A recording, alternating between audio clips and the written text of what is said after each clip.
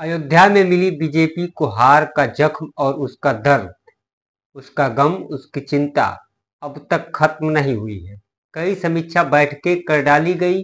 पार्षद से लेकर प्रधानमंत्री तक ने जानने की कोशिश कर डाली कि अयोध्या में आखिर हारे तो क्यों हारे, लेकिन हार के जो कारण हैं वो बीजेपी को बड़ा चौंकाने वाले हैं।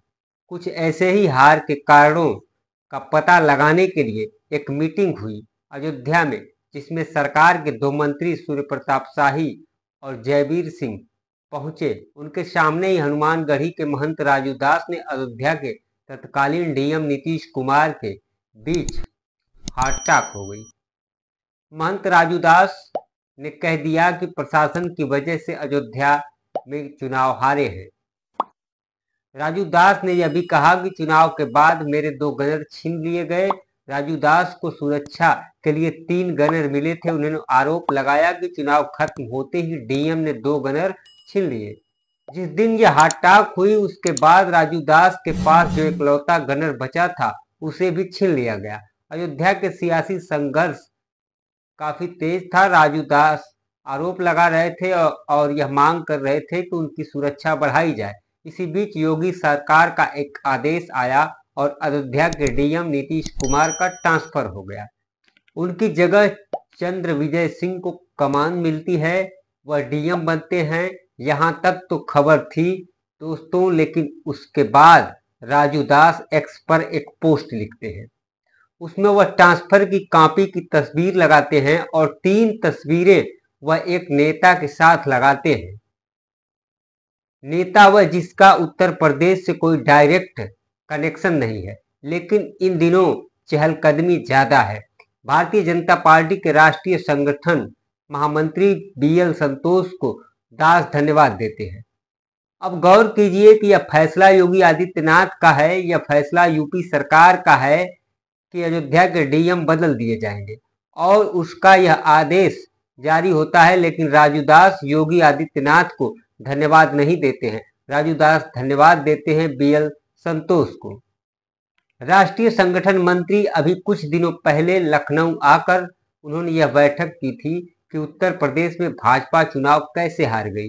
बीएल संतोष की गिनती दिल्ली में आला कमान के करीबियों के तौर पर होती है। अब आला कमान कौन है यह बताने की शायद जरूरत आपको नहीं है। भारतीय जनता पार्टी में आला कमान किसे कहा जाता है, लेकिन राजू दास एक्स पर जो पोस्ट लिखते हैं, राजू दास जो धन्यवाद देते हैं, उसने कई सवालों को जन्म दे दिया कि आखिर उत्तर प्रदेश में चल क्या रहा है। वो अयोध्या जहां से भारतीय जनता पार्टी को चुनाव में शिकस्त मिली, वह अयोध्या जिसको संवारने में योगी आदित्यनाथ ने कोई कसर बाकी नहीं रखी। वहां के साधु संत एक प्रशासनिक फैसले पर राज्य के सूबे के मुखिया को धन्यवाद ना देकर दिल्ली में बैठे एक नेता को धन्यवाद बोलने लगते हैं। क्या यह दिल्ली और लखनऊ के बीच की आपसी रस्साकसी और तनातनी की वजह से है? राजू दास ने लकीर खींच ली है कि वह अब दिल्ली दरबार के दुलारे बनकर रहेंगे, या फिर गनर छीने जाने के बाद राजू दास इतने हताश और परेशान हो गए हैं कि उनको लगने लगा है कि उत्तर प्रदेश में जहां भारतीय जनता पार्टी की सरकार है, वहां एक जिलाधिकारी उनके 3-3 गनर छीन लेता है और सरकार कोई प्रतिक्रिया नहीं देती है। सरकार के 2 मंत्रियों के सामने डीएम राजू दास से बहस करते हैं और मंत्री कुछ बोलते तक नहीं। क्या इस वजह से राजू दास दिल्ली दरबार से करीबियां बनाने की कोशिश कर रहे हैं, या फिर राजू दास भी वही हैं जो योगी आदित्यनाथ के खिलाफ माहौल बनाने की कोशिश करते हैं? क्या उत्तर प्रदेश में सियासी घटनाक्रम इतनी तेजी से बदल रहा है कि अब यहां धन्यवाद भी दिल्ली दरबार को दिया जाएगा? सरकार के वह फैसले जो खुद मुख्यमंत्री लेते हैं, उन पर भी दिल्ली दरबार के सामने हाथ जोड़कर धन्यवाद दिया जाएगा, दिल्ली दरबार को शुक्रिया कहा जाएगा। यह सवाल बेहद पेचीदा हो सकता है, लेकिन बेहद अहम है और यह समझना भी बेहद जरूरी है। आखिरकार दिल्ली और लखनऊ की लड़ाई में वह कौन लोग हैं जो दिल्ली के साथ खड़े हैं और वह कौन लोग हैं जो लखनऊ के साथ खड़े हैं?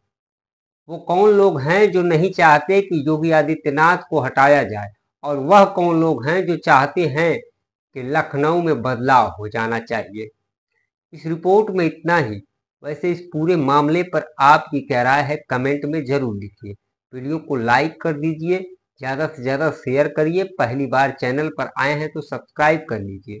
थैंक्स और ज्वाइन ऑप्शन के जरिए आप चाहें तो चैनल का आर्थिक सहयोग भी जरूर करें। धन्यवाद।